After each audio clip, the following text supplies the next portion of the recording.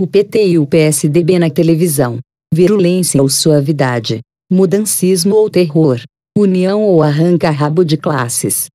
O horário eleitoral gratuito voltou nesta quinta-feira. Comentarei o conteúdo de cada um.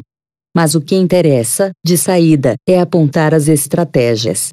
O primeiro programa a ir ao ar foi o do PT. Dilma deixou claro que quer mesmo partir para a pancadaria. O negócio dela é dividir o Brasil entre nós eles, e eles nós. Para ela, não se trata de uma disputa eleitoral, mas de um confronto entre dois modelos de país. Um deles seria, segundo diz, de FHC, que Aécio representaria, que teria quebrado o Brasil 3 vezes, o que é uma mentira histórica, mas e daí?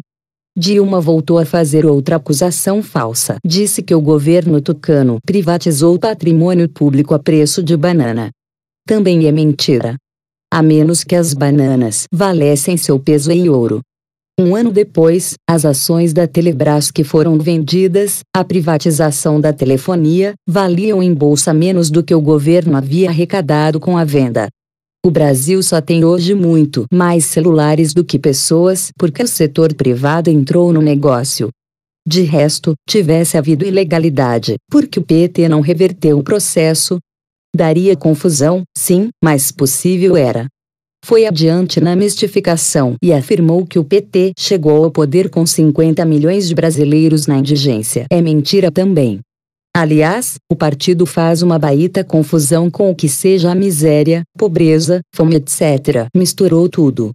Fome como um problema de massas já não havia no país quando Lula chegou ao poder, em 2003. É por isso que o seu Fome Zero nunca saiu do papel. No lugar, o petista adotou o Bolsa Família, programa herdado de FHC. A propaganda investiu pesado no arranca-rabo de classes e fez uma indignidade com o FHC. Numa entrevista, o ex-presidente comentou que a desinformação levava, sim, muita gente a votar em Dilma. Em que contexto? Os petistas espalham a mentira de que, se algum outro presidente se eleger, acaba o Bolsa Família. E, é evidente, só acredita nisso quem está desinformado.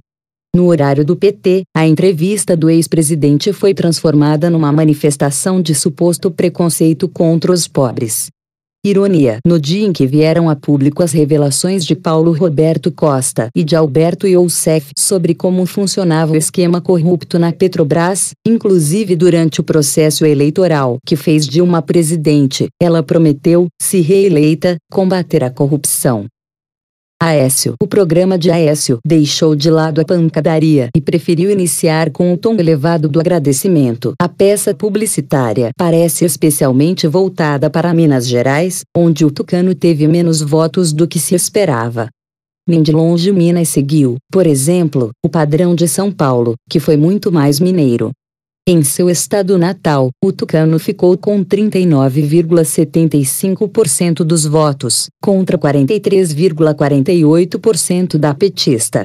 Em São Paulo, o placar foi favorável a ele, com uma vantagem estrondosa. 44,22% a 25,82%.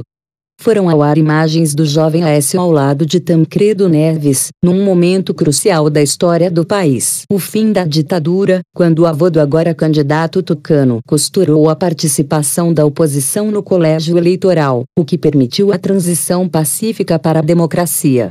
Aécio acenou ainda aos eleitores de Marina Silva, sem citá-los explicitamente, mas lembrando que a maioria do eleitorado pediu mudanças, e também chamou a votar os que se abstiveram no primeiro turno, uma massa gigantesca, de quase 30 milhões, 19,39% do eleitorado, precisamente, 27.698.475 pessoas.